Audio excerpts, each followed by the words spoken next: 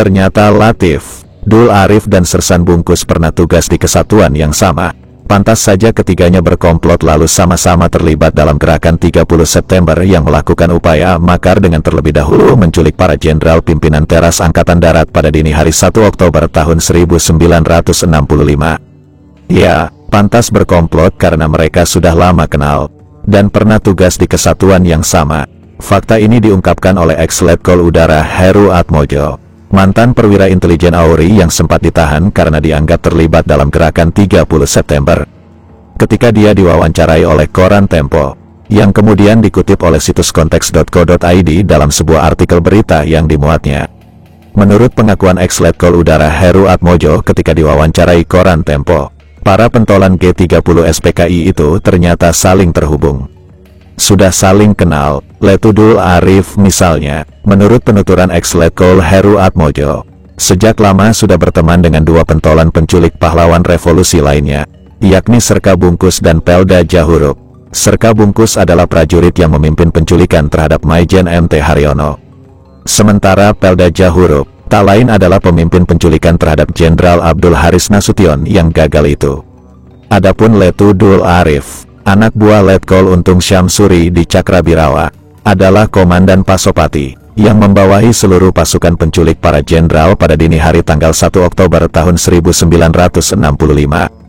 Mereka bertiga terlibat revolusi dalam Batalion Anjing Laut yang pimpinan Mayor Ernest Julius Magenda. Saat itu Bungkus masih prajurit 1 dan Dul Arif sudah kopral. Demikian seperti dikutip dari situ berita konteks.co.id yang mengutip wawancara ex-Letkol Udara Heru Atmojo dengan koran Tempo.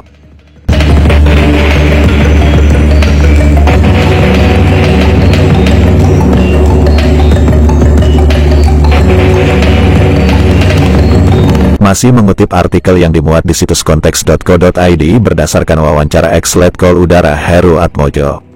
Seusai revolusi kemerdekaan, Dul Arif, Bungkus dan Jahurup melanjutkan karir di militernya di TNI. Kemudian ketika terjadi pemberontakan Republik Maluku Selatan, RMS, Dul Arif dan Bungkus ikut terlibat dalam operasi militer penumpasan pemberontakan RMS di sekitar Pulau Seram, Maluku. Setelah itu, keduanya tak lagi bertugas di Jawa Timur. Mereka pindah tugas ke Jawa Tengah bertugas di Divisi Diponegoro yang ketika itu dipimpin oleh Kolonel Gatot Subroto.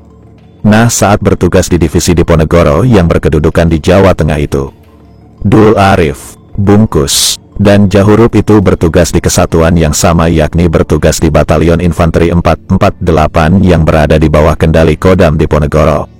Lebih mengejutkan lagi, ungkap Heru, komandannya saat itu ialah Kolonel Abdul Latif, salah satu tokoh penting di balik penculikan para jenderal Angkatan Darat. Ungkap situs konteks.co.id dalam artikel yang dimuatnya mengutip kesaksian ex-Letkol Udara Heru Atmojo.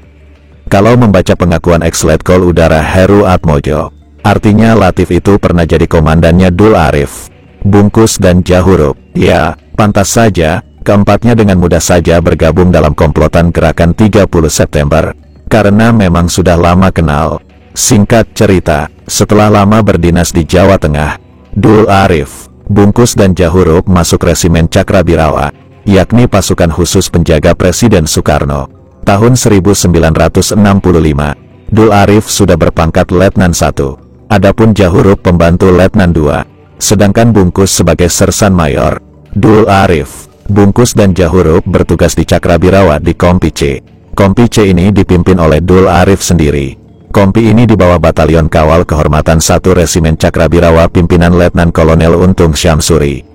Fakta menarik lainnya diungkap oleh Safruddin Bahar dalam buku Etnik, Elit dan Integrasi Nasional, Minangkabau tahun 1945 sampai tahun 1984 dan Republik Indonesia tahun 1985 sampai tahun 2015.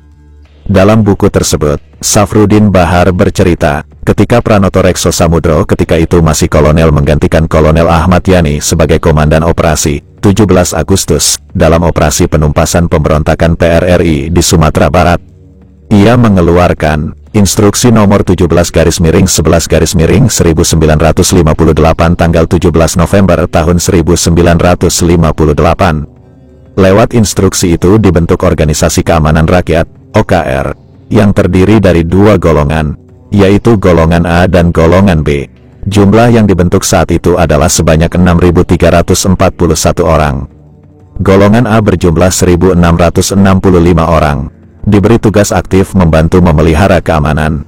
Golongan B berjumlah 4.676 orang, bertugas membantu memelihara keamanan dan pembangunan. Masih menurut Safruddin Bahar dalam bukunya, hampir seluruh anggota OKR ini diambil dari anggota-anggota Pemuda Rakyat, yaitu organisasi pemuda dari Partai Komunis Indonesia, PKI.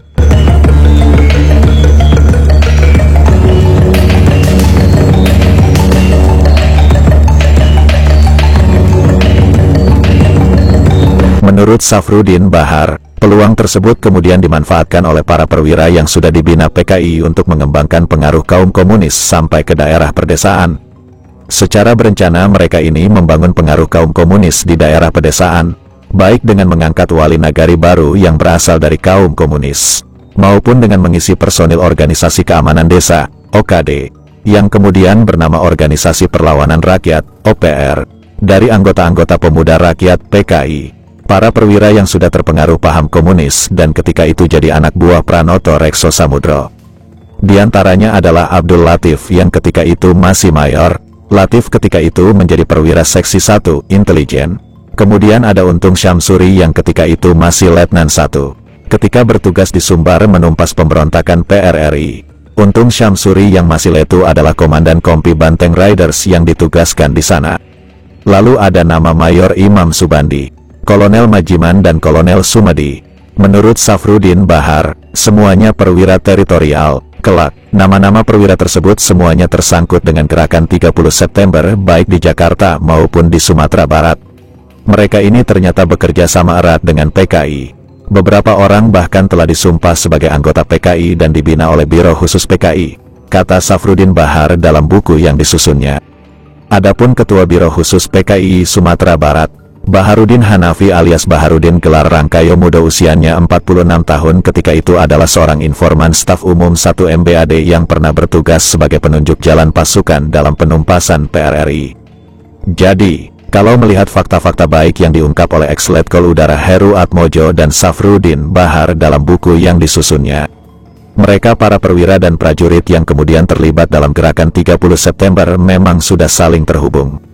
Mereka saling kenal dan pernah bertugas bersama.